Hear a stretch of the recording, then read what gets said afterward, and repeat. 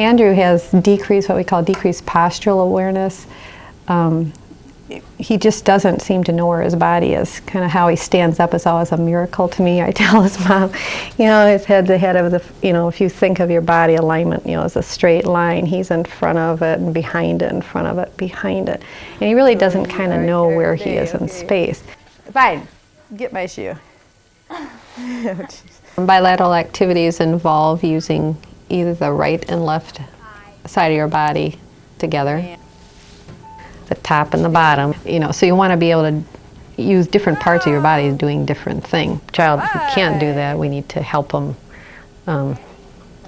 be able to move off this this midline stability, and then be able to concentrate on moving the tops, the right and left together, or the top and the bottom. I think we'll review one of Andrew's goals at this point. I will read his goal, Molly. Would you like to comment on his benchmarks on how we reached that goal, or how we're trying to reach that goal? The goal is, Andrew will increase his awareness of personal space needs. He will demonstrate his increased awareness by respecting individuals' needs for space when he approaches others in 9 out of 10 interactions. He will also keep his hands off others when confronting them about their behavior 3 of 4 recorded interactions. Okay, I'll kind of address the benchmarks first and then go back to that. But the first one is he'll increase his postural strength, control, and awareness so he could walk with appropriate social interactive posture, especially through congested areas on one half of the hall without bumping into or touching objects, walls, or people. I know that sounds kind of, a lot of things, but he used to bump into walls and bump into people when he'd walk down the hall. He's doing really well with that. He really doesn't bump into walls or people, and he does stay on his side of the hall, unless, even when he's walking with one other person, he still tends to stay on the correct side of the hall. So I think he's really meeting that goal, or that benchmark. But in terms of increasing his awareness of personal space needs, I think that kind of was a 2-part process there. And one was recognizing where he was in terms of everybody else, but also that other people may have had some issues because he always wanted hugs all the time. He needed that compression to kind of be more aware of where he was in space, and also just kind of to settle down.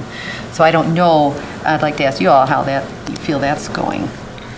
Well, I know that one of the issues that I dealt with Andrew when he first came to this building, which would have been a couple years ago, was his need for hugs. And I recognize that that's probably, he needed that sensory input.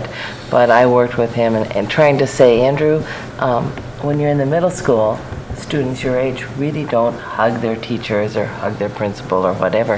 And we tried to transition to maybe a handshake or a high five, something that was more age appropriate. Overall, yeah, I think the transition is going very, very well. Less interaction with the kids that way, and then the interaction with the adults is on a much more appropriate middle school level. Yeah. I've noticed at home he doesn't ask for hugs nearly as much as he used to.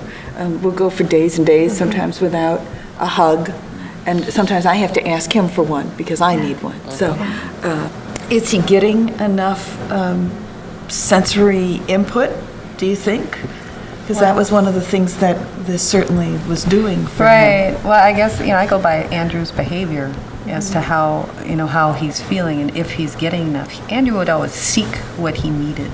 He's very open about that, and he is not seeking it as much. And so I assume his body is maturing and his systems are organizing, and he's just feeling more comfortable within himself.